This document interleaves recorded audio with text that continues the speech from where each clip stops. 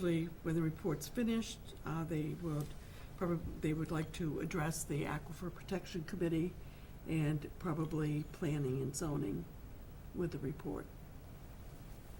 That's all I have. Kev? The only thing is the Parks and Rec special meeting from last night, but I think we have covered that at length tonight, so I think we're all set. Yeah, we sure did, right? Yes.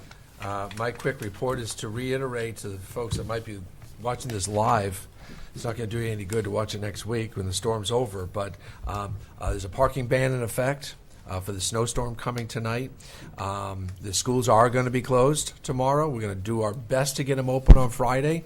It all depends on when the storm stops and when we can get our guys on the road and in the parking lots to clear. And it also, the big issue in storms like this is the power outages that could occur because of the high winds.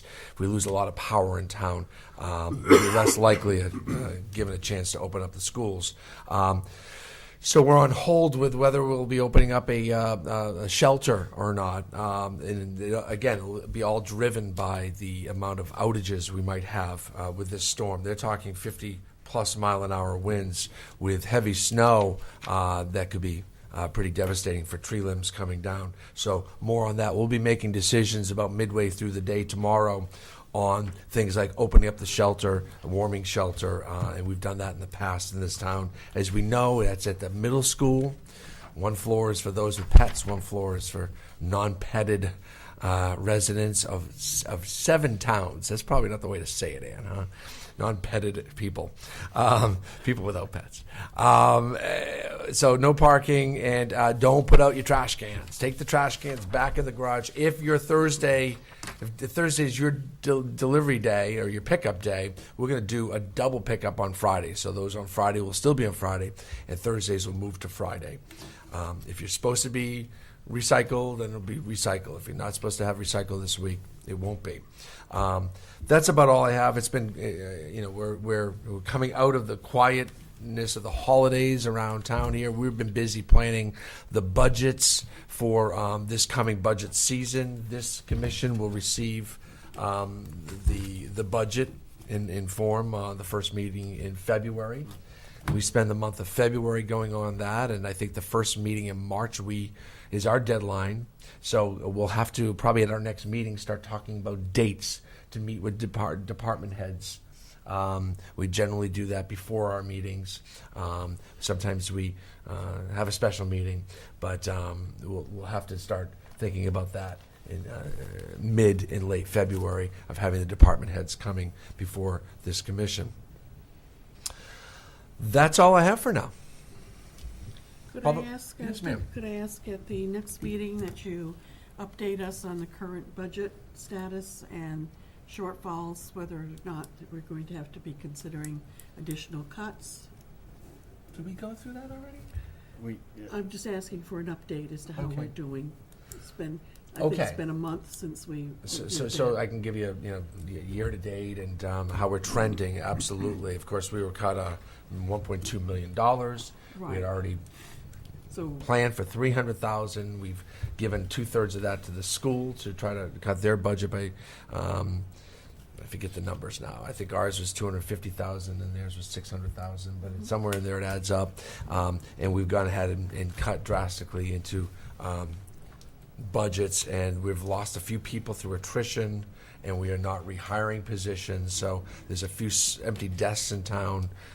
We think we're going to get through this snowstorm without too much noticeable difference, but I think going forward we might see a decrease in quality or timeliness of snow plowing as we lose people on our public works staff and supervisors that we have not gone and rehired, and that's going to slow down the process, but we're at a time where we need to do that. At least, especially when you get cut midway through the year, and you've already have people in place and budgets in place. So I will give you that update. Thank you. Public comment.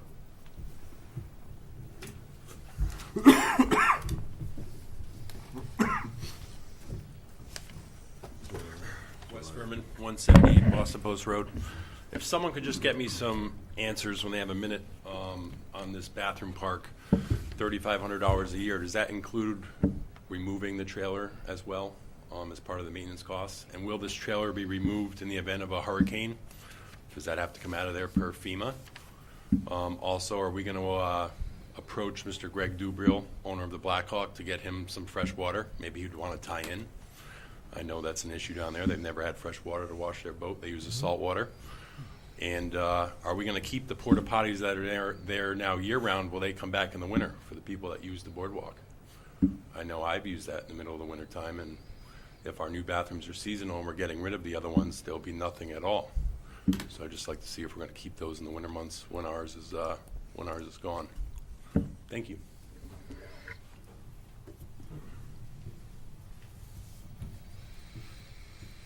Questions for the first selectman regarding public statements and statements he's made in writing? Unless you prefer to do it in a private meeting? You want to have questions? We can't answer any questions. If you want to have a private meeting, we always can do that. Door's always open. Let's set But- have a private meeting due to your public and libelous statements. You know how to find me. Could you please identify yourself? Oh, yeah. My name is Stephen Frischling. I live at 3 Ocean Avenue. Thank you. Any other public comments? Selectmen's response. I can answer your questions, Wes. The trailer will be removed. That's the whole point. It's when hurricanes whipping up the coast or major storm, we will pull it out of there. Our town will pull it out of there. We have facilities and crew for that, so it won't cost us any money to pull it out of there. We're working on trying to get fresh water. There's a state issue because this isn't a water main extension, so we can't branch off for different users. I'm going to try to get around that. We're going to try to get around that. There's water there. The boat's about 10 feet away. I'm going to try to get around that. And if we can separately meter it or something where he's paying his fair share, the taxpayers shouldn't pay for his water. But, of course, there's 3 other boats, too. And the value of that town dock will significantly increase if we can provide water to the facilities. As far as porta potties go, I don't know that we offer porta potties anywhere else in town, like at McCook's or at Hole in the Wall. I didn't realize they stayed there year round, and I'll talk to Dave Putnam about that. Greg's going to have that issue too at Blackhawk if we get rid of the public porta potties that he uses for his customers, especially at 5:30 in the morning when our bathrooms won't be unlocked yet. There's some issues that we'll go through, and Greg's a great tenant down there, great business in our town, and we want to make sure we take care of him, and that's the Blackhawk. Anything else? Motion to adjourn? Second? Mr. Second, all in favor, say aye. Aye. All right. Thank you all for your service.